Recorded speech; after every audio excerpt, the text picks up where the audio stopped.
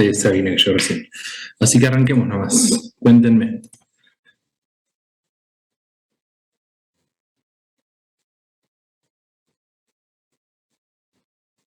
¿13 de B?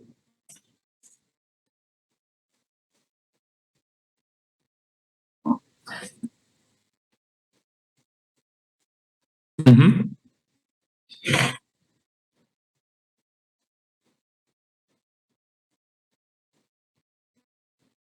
Bien.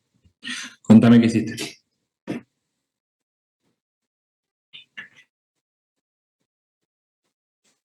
Uh-huh. Uh-huh.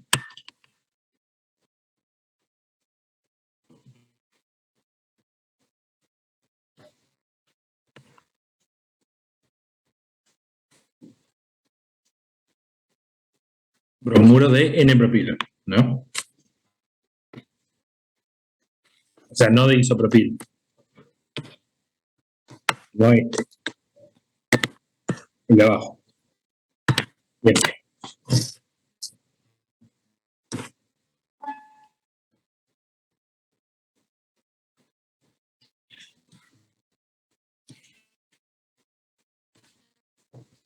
Bien.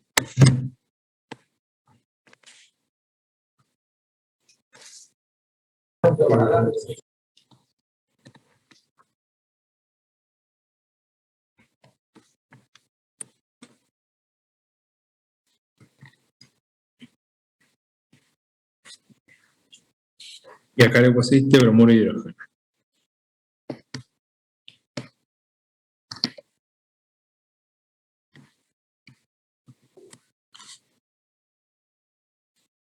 Bien, antes de seguir te freno acá un segundo.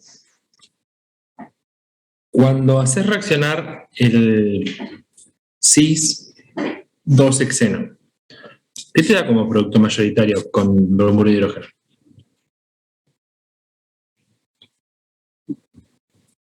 O sea, ninguno, ¿no? O sea, te da cuando el bromo va al carbono 2 y cuando el bromo va al carbono 3. Entonces ya acá se nos redujo el 50% de la efectividad de la reacción, o la eficiencia.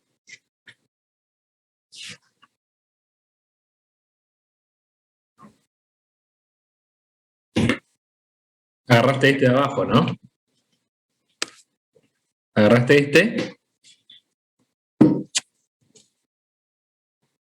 este y le pusiste etoxio, me habías dicho, ¿no? Bien, exacto. Exacto. Y encima son trans.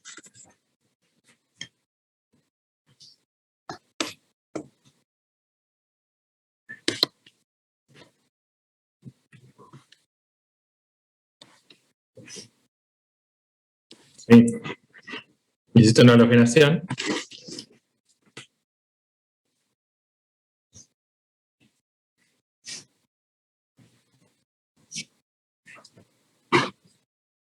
Sí.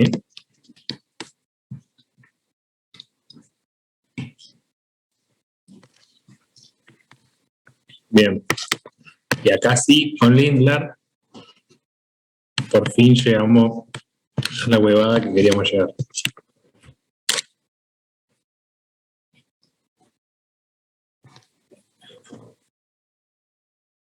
Bien, hay una realidad. Los pasos son muchísimos. Y no solamente que los pasos son muchísimos, sino que acá perdimos el 50% de los productos y acá perdimos otro 50% de ese 50%. Así que acá ya estamos tratando con un 25% de la cantidad original de la que partimos. O sea, una cagada. O sea, no una cagada lo que propusiste, sino que una cagada la ruta de reacción. ¿Por qué?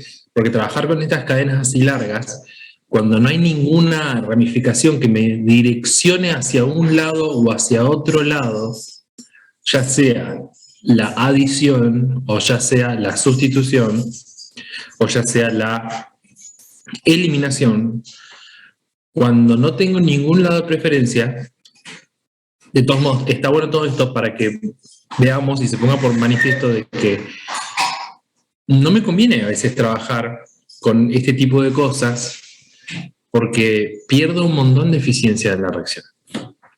Entonces, volvamos al principio del planteo de este problema. Nos dice que tenemos que generar a partir de propino y compuesto hasta 3 átomos de carbono este tipo de acá. Y obviamente que para obtener este tipo de acá nadie lo va a discutir, tenemos que haber pasado por acá. Eso está clarísimo y de hecho está perfecto.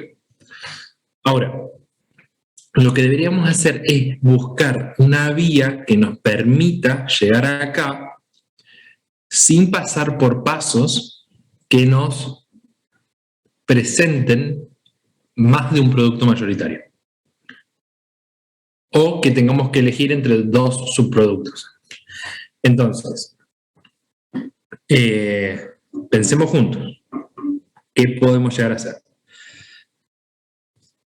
Para llegar acá, obviamente que tengo que alargar la cadena porque estoy con 3 átomos de carbono y tengo que agregar 3 más. Bien, pero, por ejemplo, estoy pensando en voz alta ahora, nada más. Por ejemplo, si en vez de alargarlo con bromuro de propilo, lo alargamos primero con bromuro de metilo, lo que nos quedaría ahí sería butino, 2-butino. Si esto lo transformamos en alcano, tengo butano. Si yo lo halogeno, tengo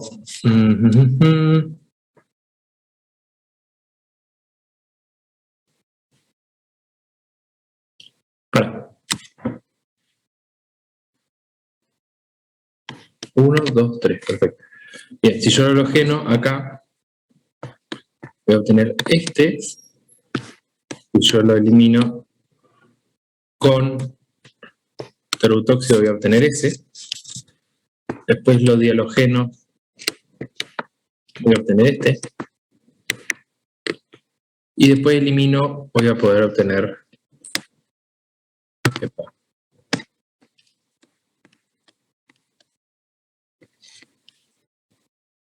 este.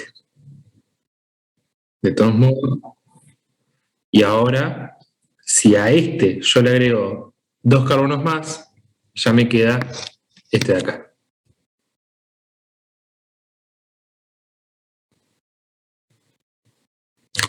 O sea, ahí fíjate que pasamos por todas reacciones en las que ninguna tuve que tomar una decisión de decir, bueno, me dio 2 productos,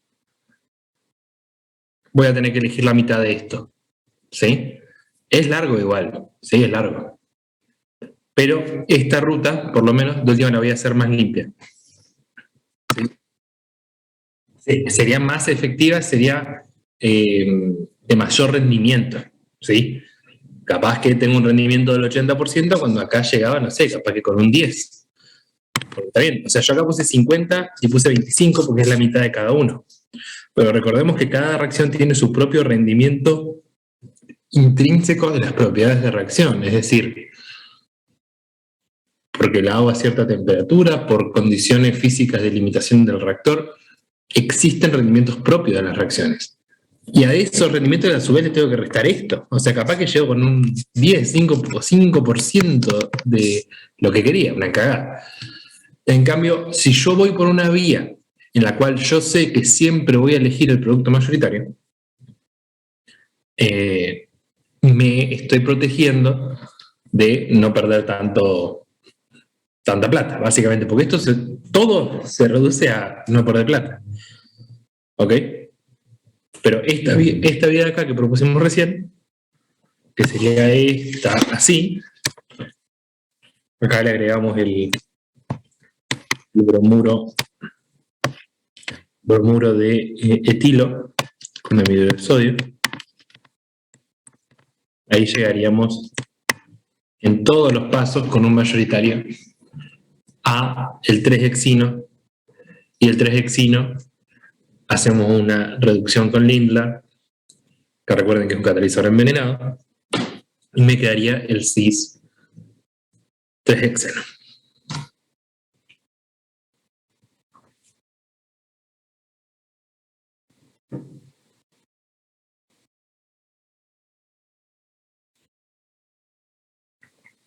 En una reducción,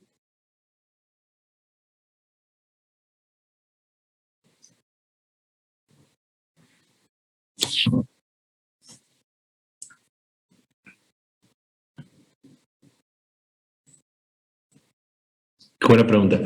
Yo, ¿sabes? No me acuerdo tampoco. Pero lo buscamos. Lo buscamos. Obviamente que tiene que tener hidrógeno.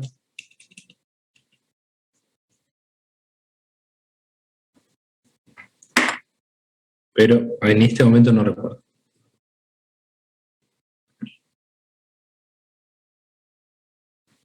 Buenísimo.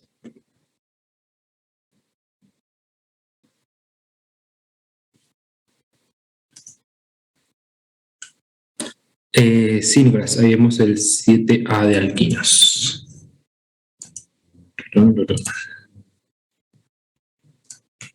Ok. Indique el tipo de reacciones que producen cuando obtienen reacción con un primer medio de sodio. Ok, perfecto. Vamos a hacer así. Vamos a hablar en términos, vamos a escribir acá para que no tenga tanto quilombo. Bien. El propino, al igual que muchos alquinos, terminales, tiene la particularidad de tener características ácidas. Esas características ácidas, como les mencionaba en la consulta anterior, tienen que ver con que la hibridación del carbono Sp me permite a mí perder ese protón con facilidad. Sí, tranqui, está bien, hacemos todo. Entonces, les decía que la hibridación de ese carbono Sp, como es mitad S, mitad P, el carácter S es muy alto, tiene los electrones bastante cerca del núcleo, por lo tanto, la carga negativa que queda cuando se va el hidrógeno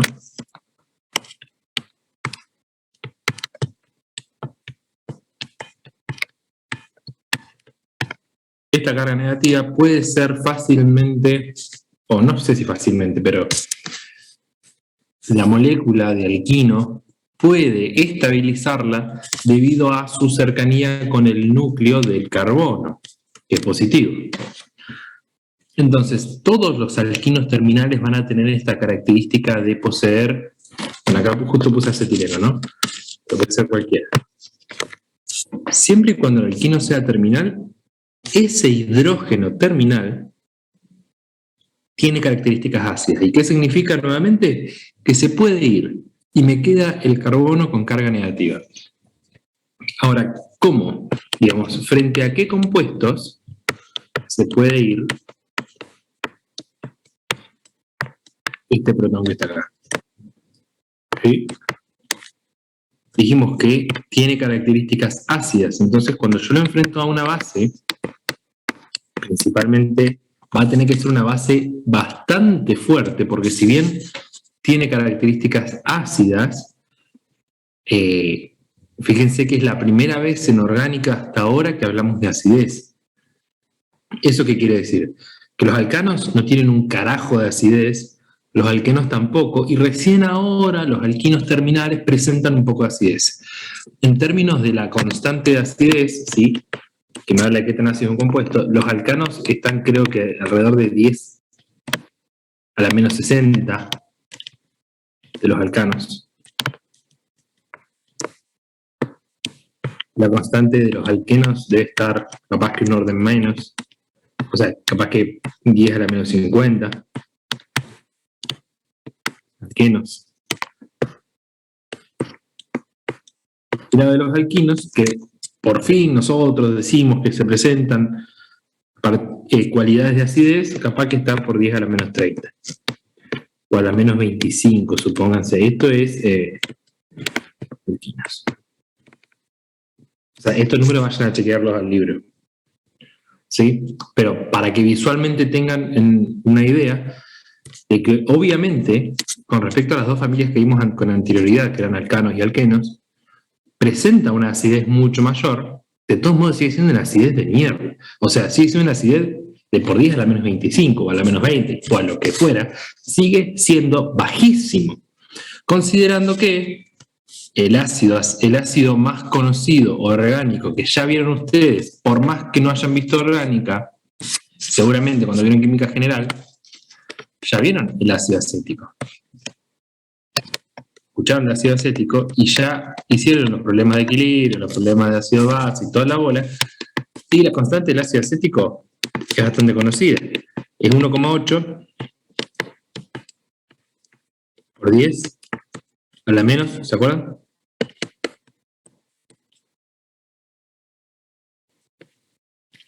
Cinco. O sea, el ácido acético tiene una constante por 10 a la menos 5, que es ácido, obviamente. Fíjense que la constante de los alquinos por 10 a la menos 25. O sea, si bien estamos hablando de que presenta características ácidas, son ácidos súper recontra mil débiles. Entonces, para poder sacar ese protón de ahí, no lo puedo enfrentar a un ácido débil, ya de por sí, como es el ácido acético, sino, perdón, no lo puedo enfrentar a una base débil, como capaz que lo es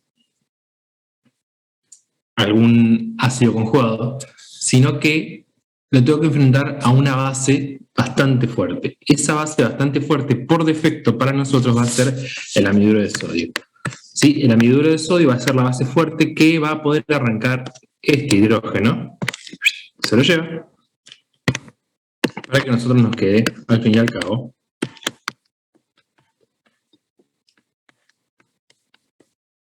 esto que está acá. Fíjense, esos dos, ese par de electrónicos se transforma en esta carga negativa que tenemos acá. En esta carga negativa que tenemos acá.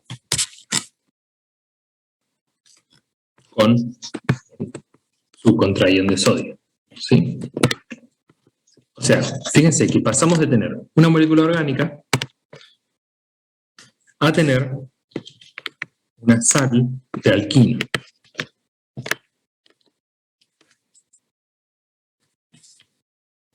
Se llama un alquiluro.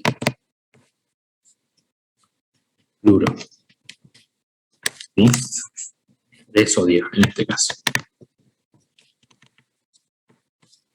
Y en el caso de esta sustancia o esta molécula, enfrentarse o estar en contacto con, por ejemplo, ¿cuál era el primero de los compuestos? Ioduro de propilo.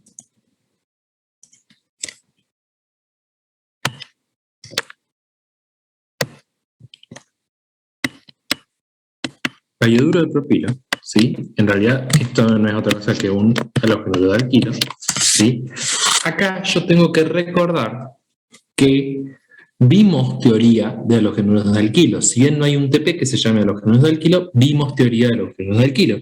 Y vimos que a los halógenos de alquilo le pasan dos tipos de reacciones. Nosotros estamos acostumbrados a hacer uno de esos. ¿Por qué?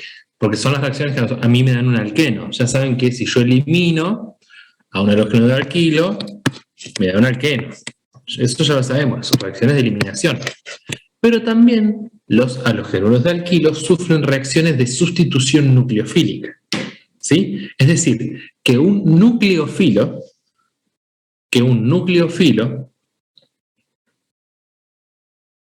ataca a la molécula de halógeno de alquilo y sustituye el halógeno por sí mismo. Es decir, la reacción genérica de la sustitución nucleofílica es esta. Tengo a mi halógeno de alquilo y lo enfrento a un nucleófilo. ¿Qué es lo que me da? Me da una sustitución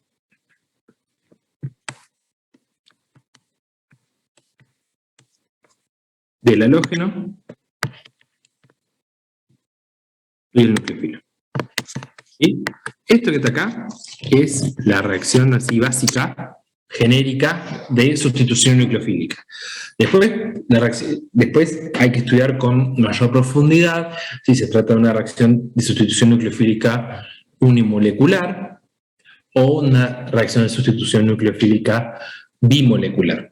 Si es una reacción de sustitución nucleofílica unimolecular, el unimolecular me está diciendo que en el estado de transición o en el estado más crítico de la reacción, que es cuando aparecen los intermediarios, hay una sola molécula formando parte de ello.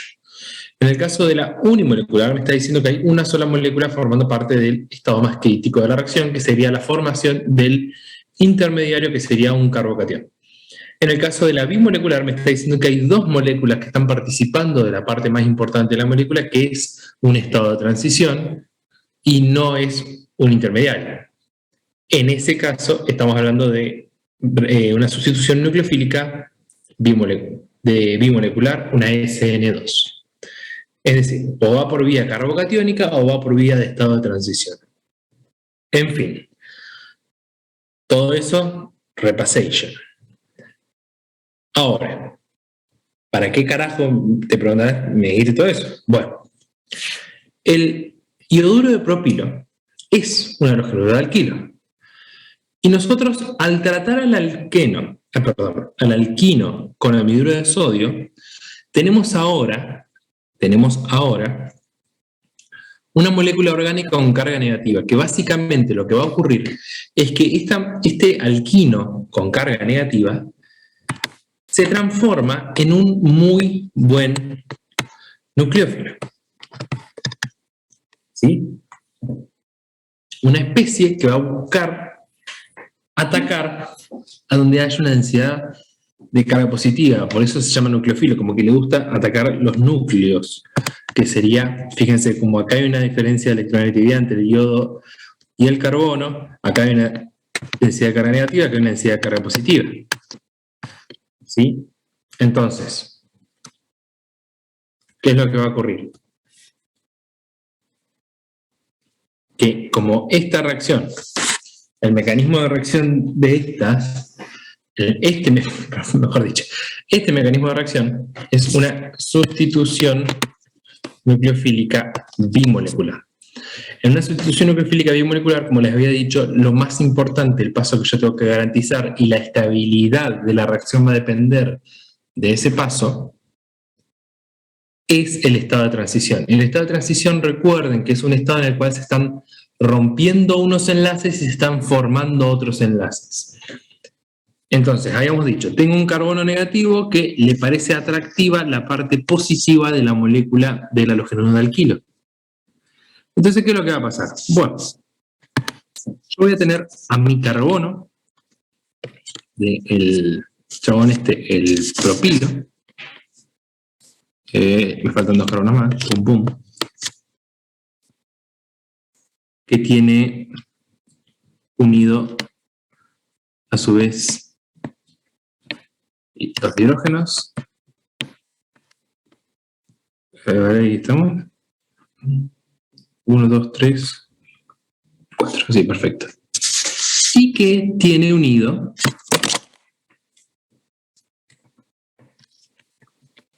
al yodo. ¿Ok? Eso fue lo que... O sea, solamente volví a escribir la molécula, nomás que disgregada en moléculas, en átomos, perdón. Voy a poner así. H2. H3. Bien, volví a escribir la molécula. Pero ahora dijimos que cuando esto quiere reaccionar, como es una vía bimolecular, lo que va a ocurrir es que se va a empezar, al mismo tiempo que se va a empezar a romper este enlace, se va a empezar a formar un enlace con el carbono negativo del alquino.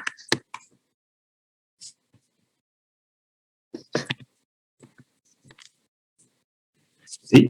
Y esto se da, recuerden, gracias a la densidad de carga positiva que me queda acá, porque la diferencia de electronegatividad entre el yodo y el carbono.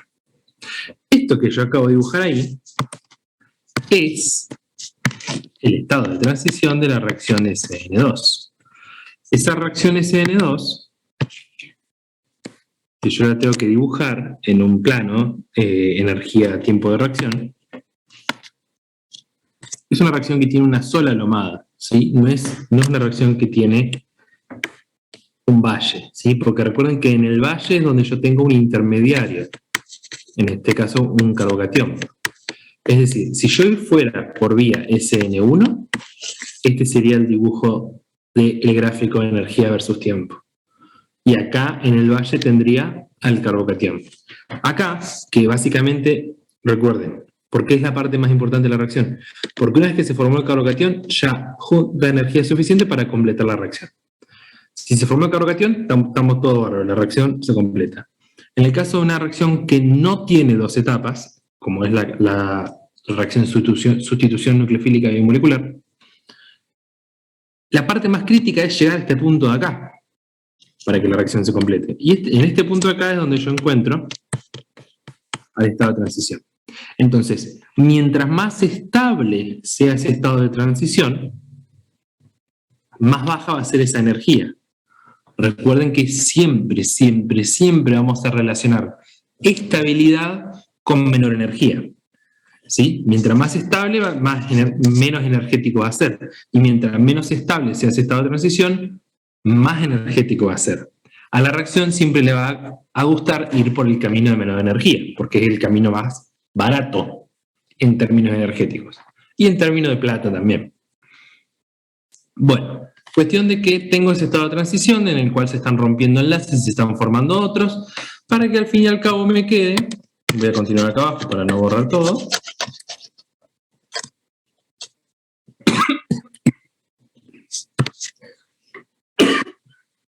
disculpe.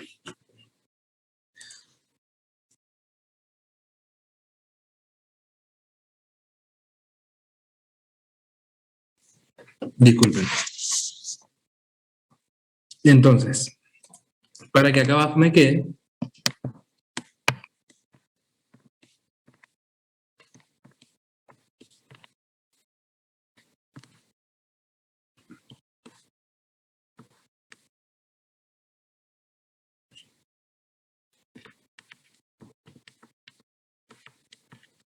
y acá tenga los otros dos carbonos, ¿no? 1, 2 carbonos. ¿Sí? Entonces, ¿cómo ocurre entonces el inciso A? Es todo esto que acabo de contar recién. Ahora, ¿qué pasa cuando mi halogenuro de alquilo pasa a ser secundario? ¿Y qué pasa cuando pasa a ser terciario? Recuerden que nosotros recién hablamos de la estabilidad del estado de transición. Y acá voy a dibujar, y lo voy a dejar ya dibujado,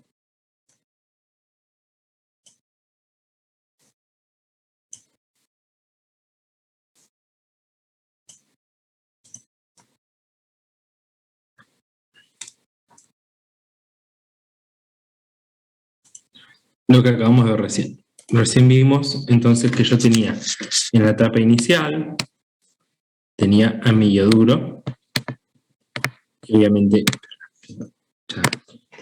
tenía mi yoduro de propilo, y tenía obviamente a mi alquino, ¿sí? Que acá lo voy a dibujar así.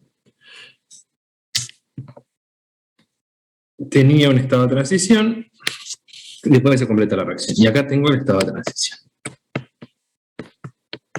Bien. Hagamos ahora el ejemplo cuando me dice que utilicemos, el inciso B decía que utilicemos yoduro de isopropilo. Bueno, si yo utilizo yoduro de isopropilo, acá, planteemos lo mismo que hicimos ahí, el estado de transición. El estado de transición en este caso va a ser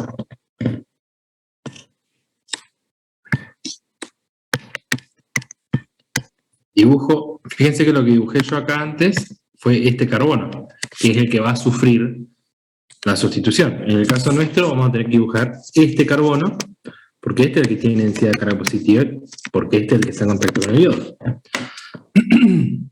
Entonces tengo este carbono, que va a estar unido al yodo, que está unido a un hidrógeno, que está unido a un carbono y arriba a otro carbono.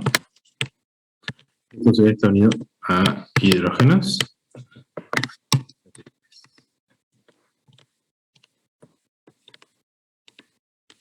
Y, como vimos, lo que va a ocurrir es empezar a romperse este enlace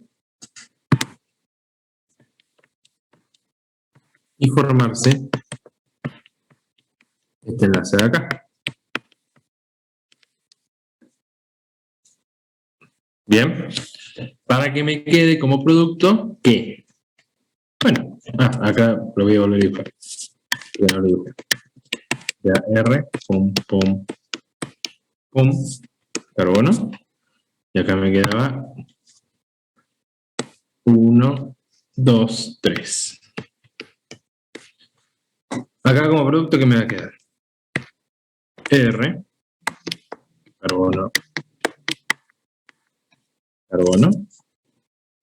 Y tengo 1, 2, 3.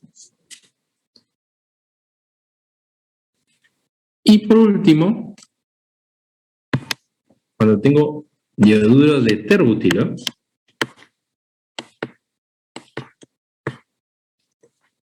el carbono que tengo que analizar es este, porque es el que tiene la densidad de carga positiva, que va a ser al fin y al cabo el que va a atacar el alquiluro, ¿sí? Y ahí mi estado de transición va a ser este, que me voy a centrar en el carbono S, que está unido a CH3, a CH3, a CH3, y a yodo. Que obviamente, como dijimos,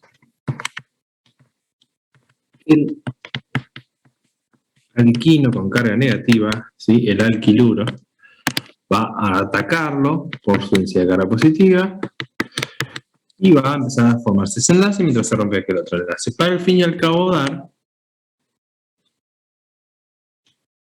Bien, ahí todo el cuentito era para responder eso. Sorry, ahí llegamos. Para el fin y al cabo dar.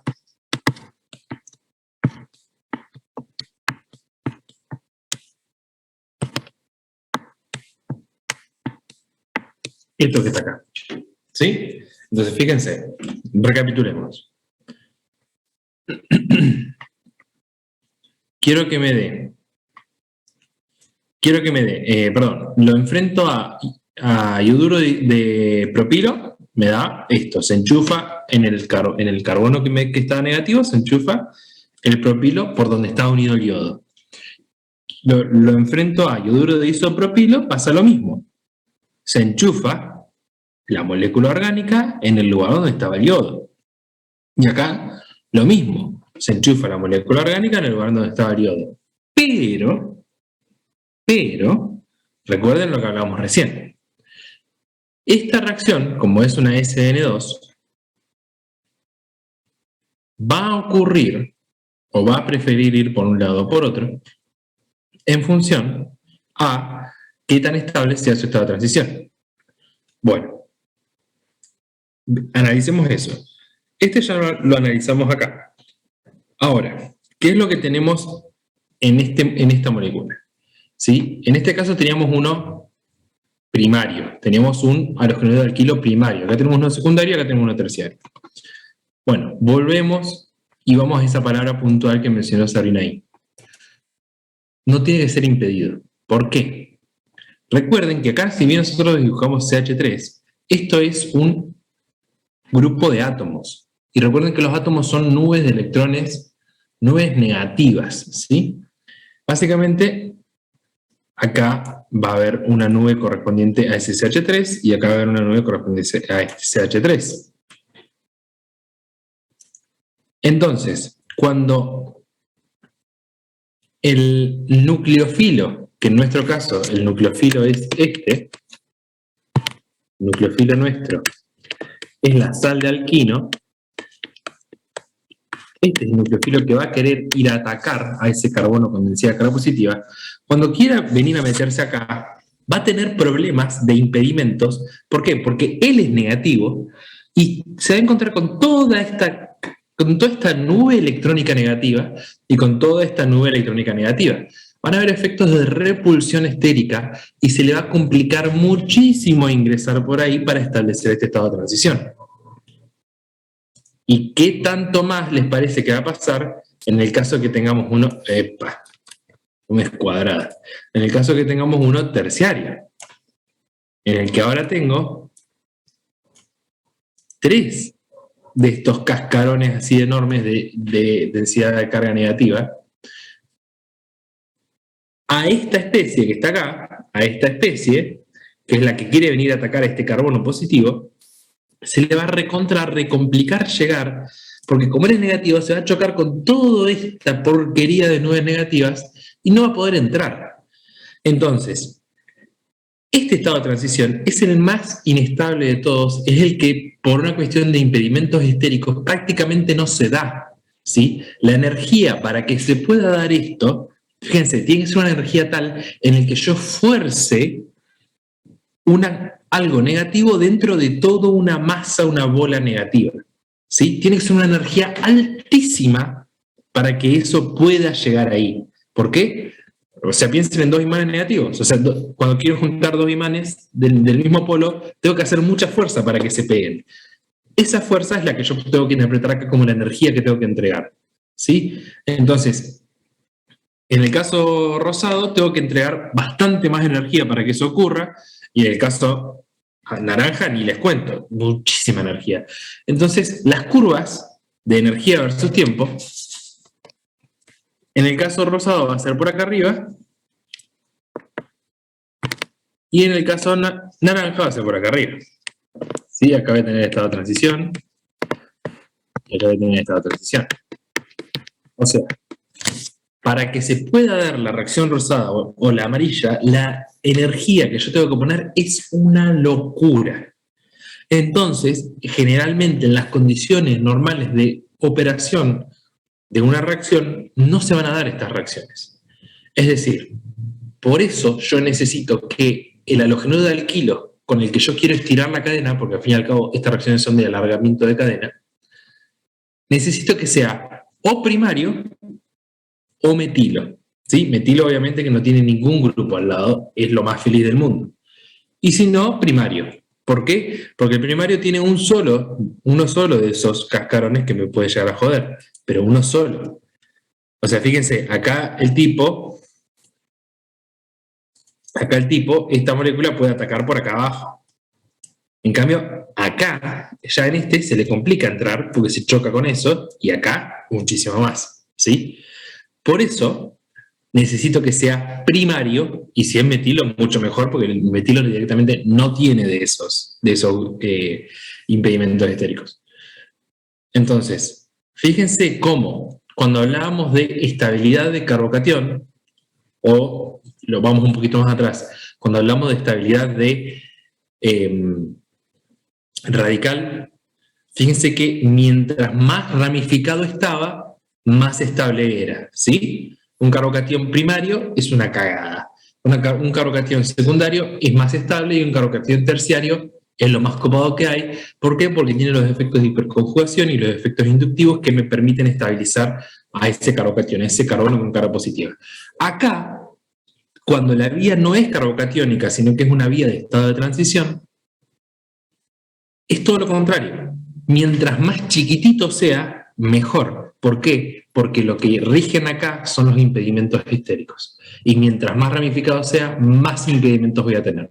Por lo tanto, para cerrar el ejercicio, en el inciso A voy a obtener este producto, y en el inciso B y C no voy a obtener prácticamente un carajo. ¿Por qué? Porque la reacción prácticamente no va a ocurrir.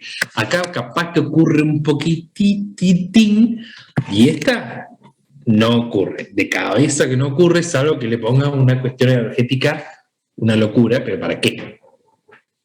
hay otras vías para poder obtener eso que no sea esta. ¿Ok? ¿Se entendió la idea?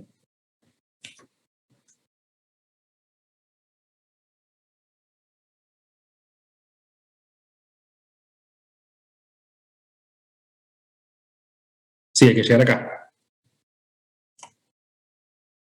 O sea, no es lo que quiero que se lleven, sino que quiero que se lleven el hecho de que la energía requerida es tan alta que la reacción no va a ocurrir en los términos energéticos en los que nos solemos manejar.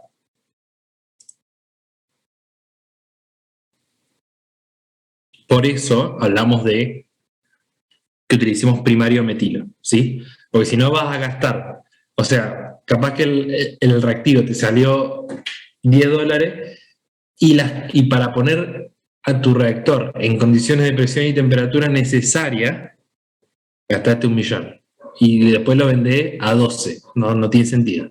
O sea, ¿se puede si lográs darle energía? Sí se puede, pero es inviable.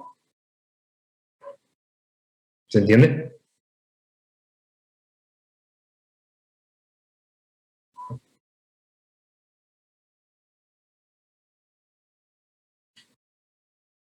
Sí.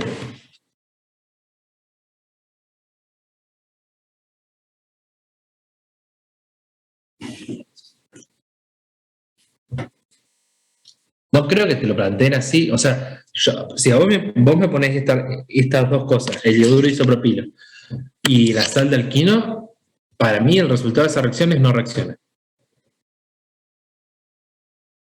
O sea, la reacción no ocurre. ¿Por qué? Por todo lo que hablamos recién. Para que ocurra la reacción se deben garantizar condiciones extremas que capaz que esas condiciones, o sea, capaz que para que se den esas condiciones ya estás sobreexigiendo las condiciones de diseño del material del reactor. O sea, necesitas 1.000 grados. Ah, ya se te fundió el acero del reactor. No te sirve tampoco. ¿Se entiende? No hay recipiente en el que se pueda hacer. Entonces, esa reacción no ocurre. De última, para más detalle, busquen en alguna bibliografía las condiciones de reacción para eso y vemos. Pero la moraleja de esto es que está tan impedido que se complica mucho.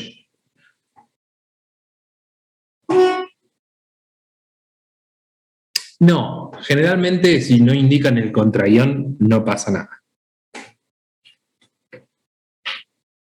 Pero ponerlo está bien. De hecho, ponerlo es lo correcto, pero si no lo indican no pasa nada.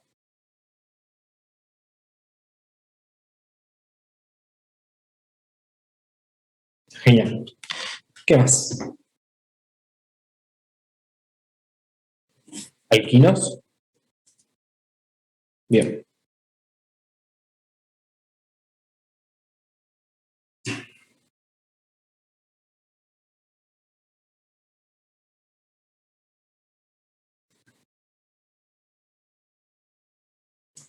Bueno, queremos ácido etanodioico y dióxido de carbono.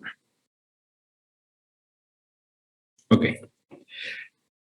Fíjense que hasta ahora la única forma de obtención de ácidos y de dióxido de carbono que conocemos es la oxidación, ¿no? Y principalmente si es un diácido, lo más probable es que haya sido un ciclo. Pero, igual dice etano dioico.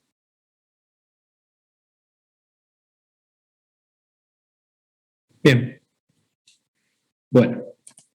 ¿Y qué propusiste?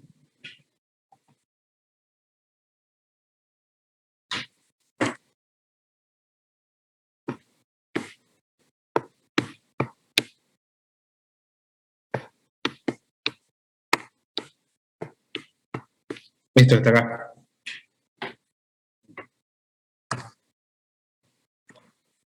No sonris o con permanganato obtenés el diácido y obtenés dióxido de carbono.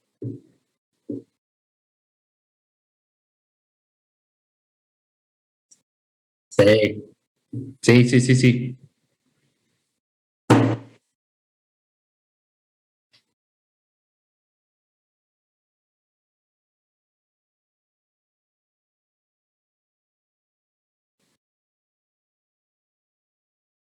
No, no, no, está perfecto.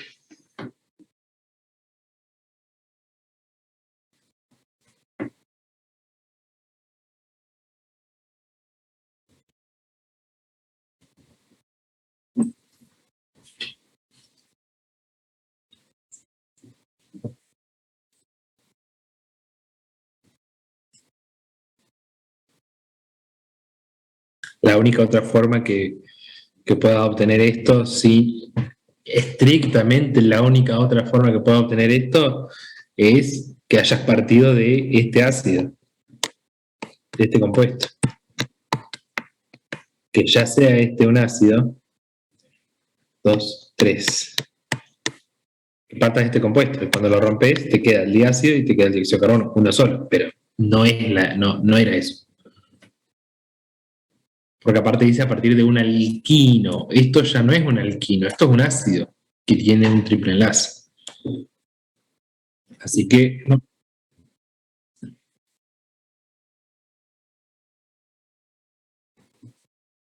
Exacto. No, no, sería ese que está ahí, sería la respuesta viable.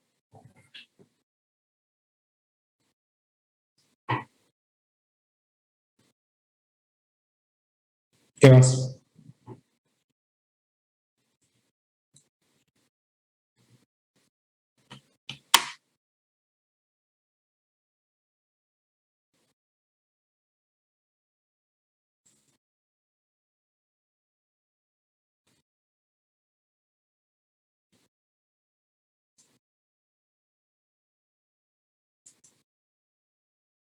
¿Para qué?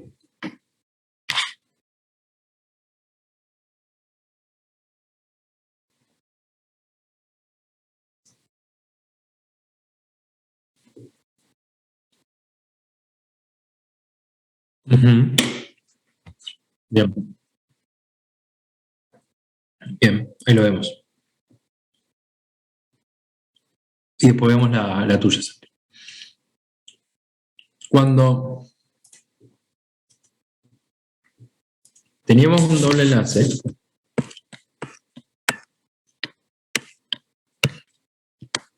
y yo le ponía, por ejemplo, lo de bromo.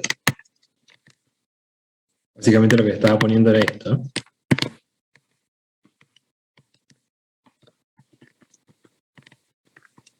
Y si sigo la regla de Markovnikov, el electrofilo, que sería este, va al carbono más hidrogenado. ¡Pum! Es el carbono más hidrogenado, por lo tanto este va a ir al otro. ¿Qué me queda? Una alergina. Con los alquinos, y voy a usar un alquino terminal para mostrarlo, pero puede hacerse también con un alquino que no sea terminal, y ahí pasa lo mismo que pasa con un alqueno, ahí lo vemos. Cuando yo utilizo también una reacción de bromo en agua, de vuelta, pasa exactamente lo mismo. Estoy adicionando esto.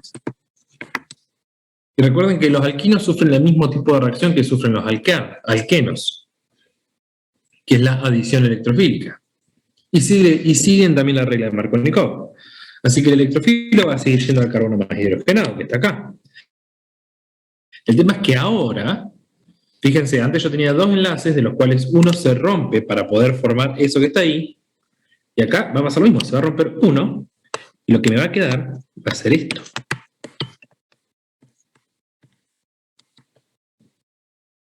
¿Cuál es el tema? Que esto que está acá es un enol. En este caso es un enol que tiene un bromo, además. Pero esto es un enol. ¿Sí? Es una molécula que tiene un doble enlace y un oxidrilo en el mismo carbono. Este carbono tiene doble enlace y oxidrilo. Y los enoles no son particularmente estables en su forma enol, pero tienen un as bajo la manga. ¿Por qué?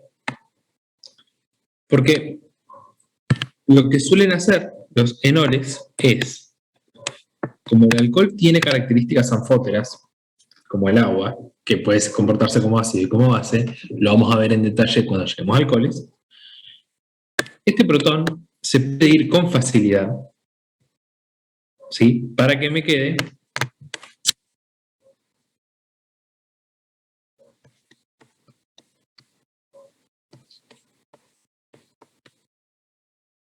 eso que está ahí.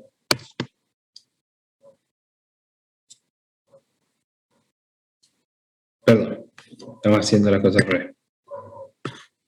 Dije anfótera y usé lo contrario. Lo que puede ocurrir es que básicamente este doble enlace que está acá va a querer venir acá para formar una acetona, ¿sí? Pero recordemos que por sí este oxígeno ya cuenta con todos sus pares electrónicos y no podría formar un enlace más, ¿sí? No podría formar un enlace más. Para que se pueda dar eso, como son que esto quedó horrible,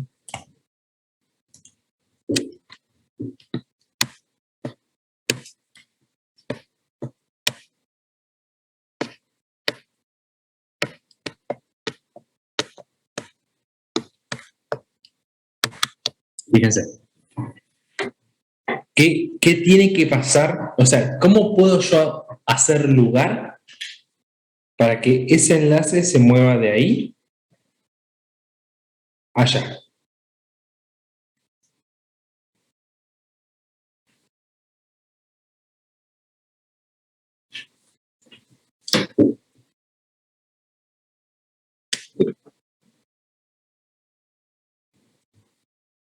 Bien, veámoslo para que sea un poco intuitivo. Esto que está acá es lo que se llama la tautomería cetoenolítica, ¿sí?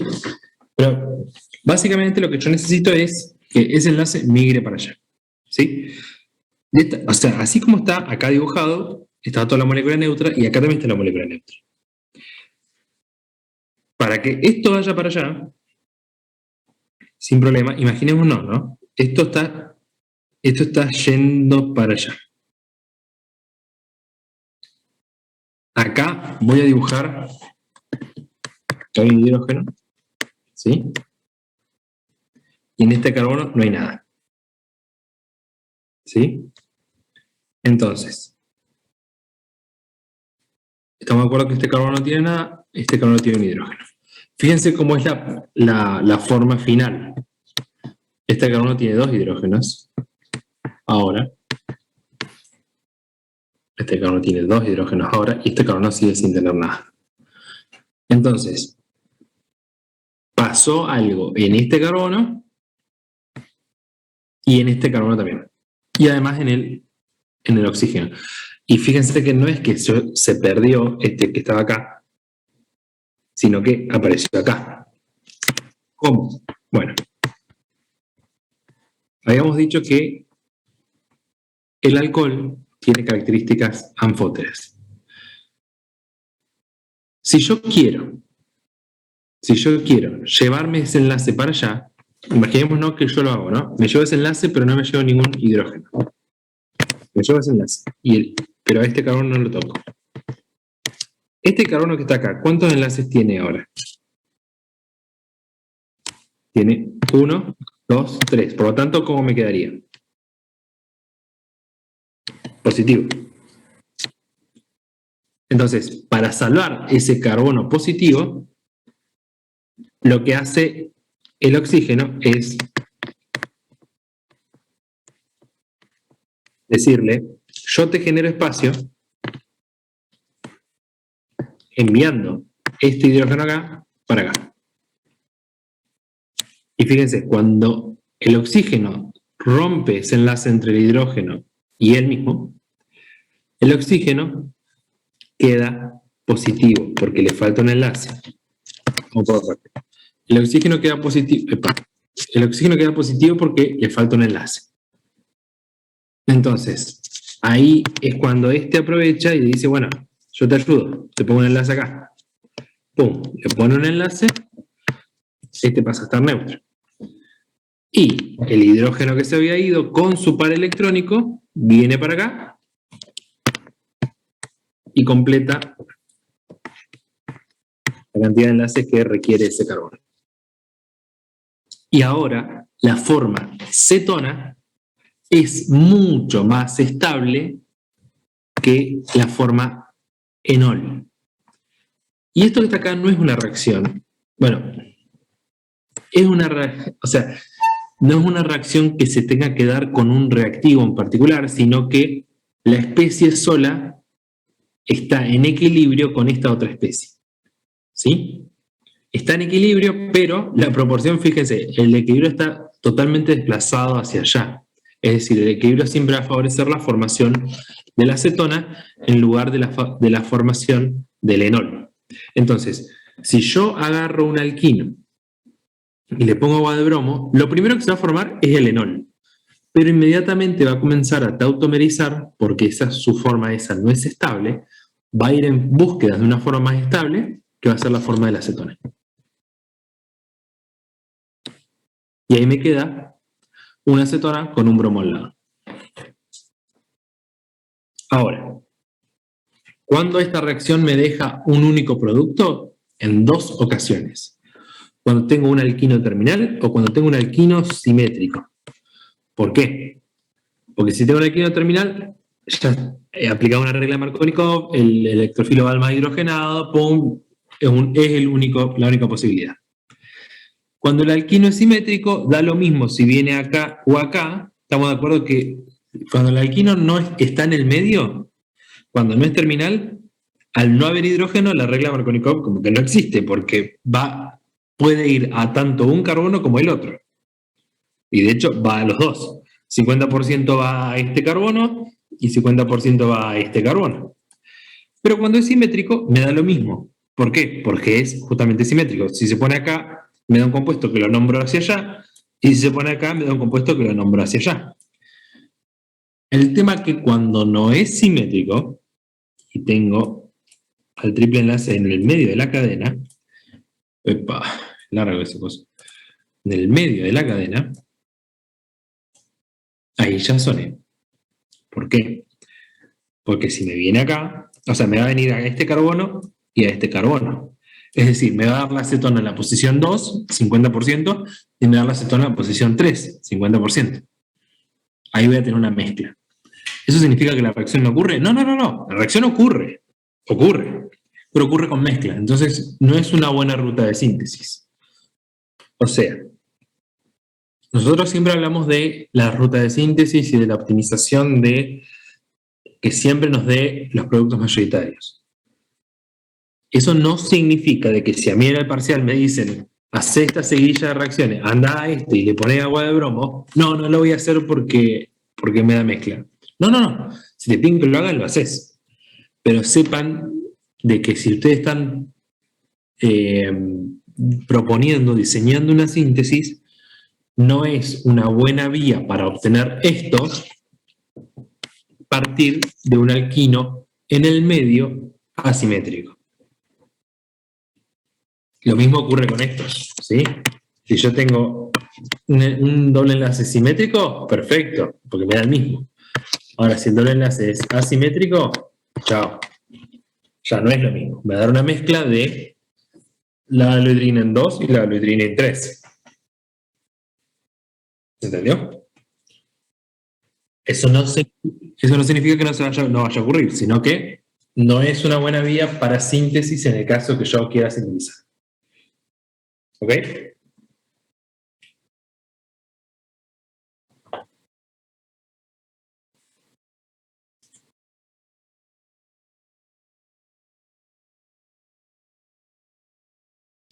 Punto 6, tipo de reacción.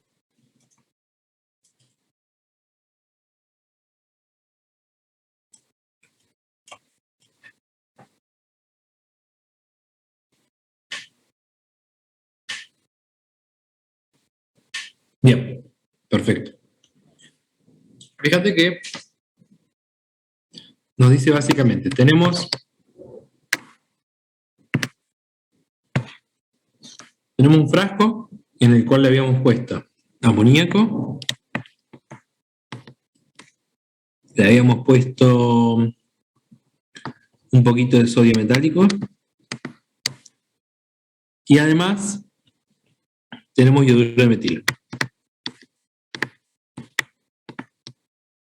Y le hago burbujear, es decir, introduzco acetileno.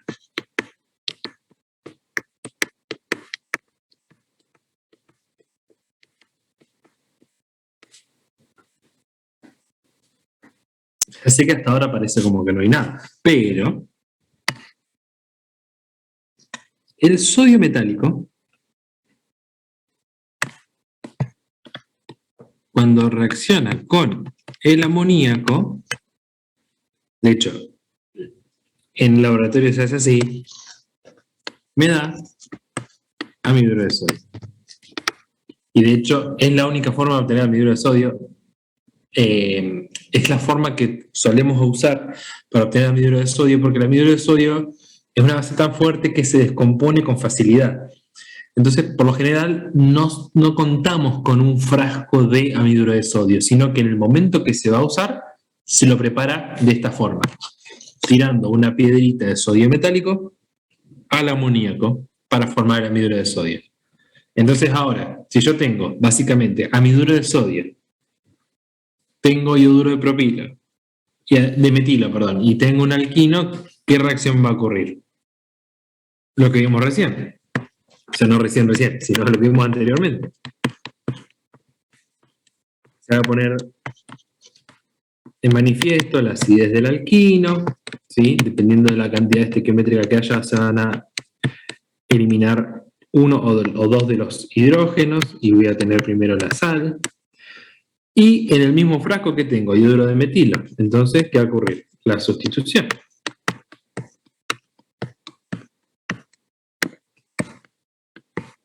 Entonces, lo primero que va a ocurrir es la reacción ácido-base entre el acetileno y el anhidro de sodio, y después va a ocurrir la reacción de sustitución nucleofílica bimolecular entre la sal de alquino, el acetiluro de sodio y el yoduro de metilo. ¿Ok?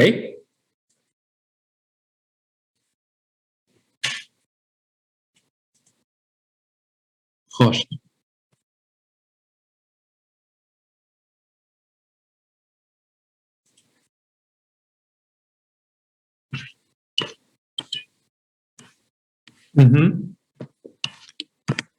Exactamente.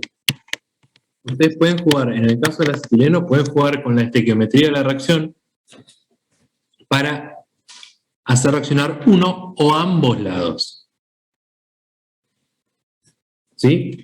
Y acá ustedes ponen, aclaran, 2 moles de anhidro de sodio,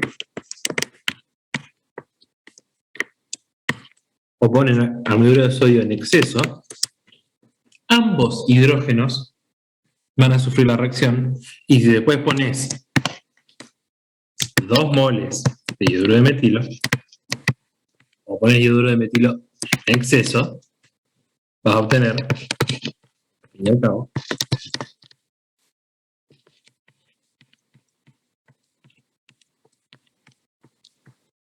el dobutina.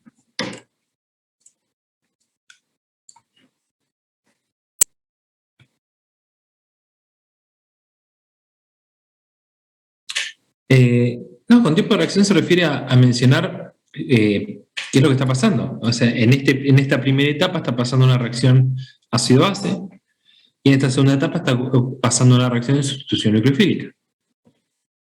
O sea, es una reacción de alargamiento de cadena, al fin y al cabo. De nada. Y si ustedes no ponen exceso, bueno, pasa una sola.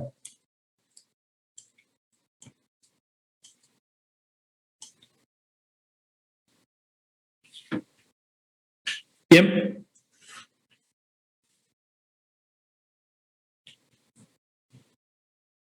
¿Algo más?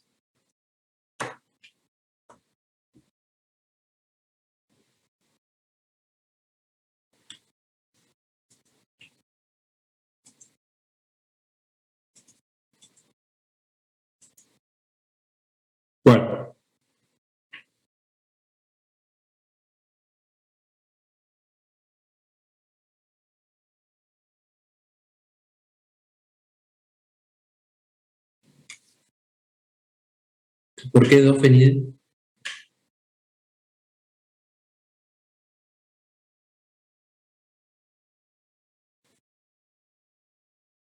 Uno fenil, uno etanol, está bien.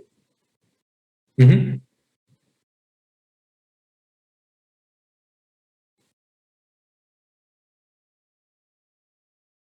Bien, y si no podés decir que tenés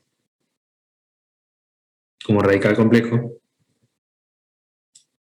1 hidroxi etil benceno.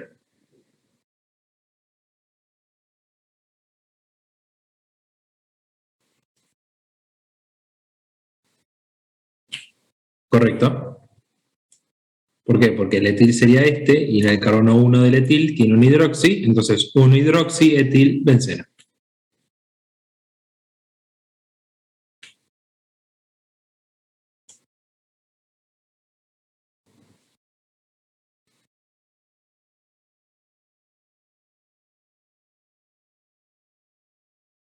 En realidad, ambos son, ambos son subordinados. Así que el nombre de esto va a ser, o por lo general, el nitro tiene un poco más prioridad que el cloro. Así que esto va a ser un nitrobenceno, va a ser 1, 3, 4, va a ser 4 etil, 3 cloro, nitrobenceno 1. El J que está ahí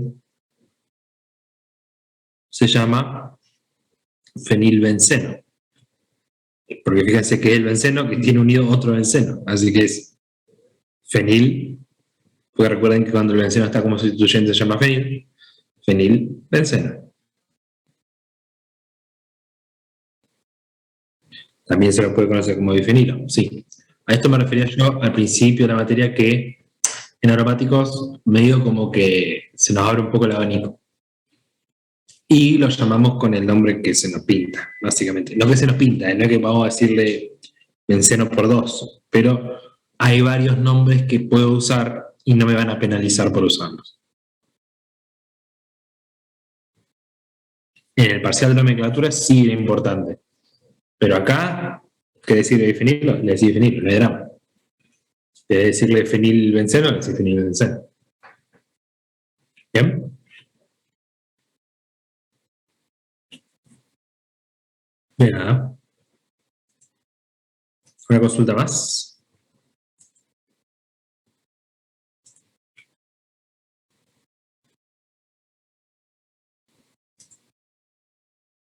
Bueno, genial. ¿El resto? Nicolás, Brian.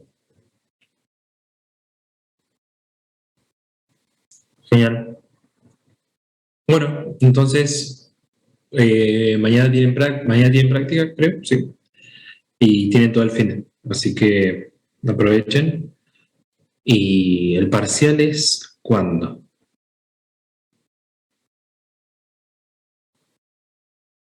Ah, buenísimo. Bien. Bueno, entonces la semana que viene le metemos consulta si quieren todos los días, no hay drama. De nada. Nos vemos la semana que viene.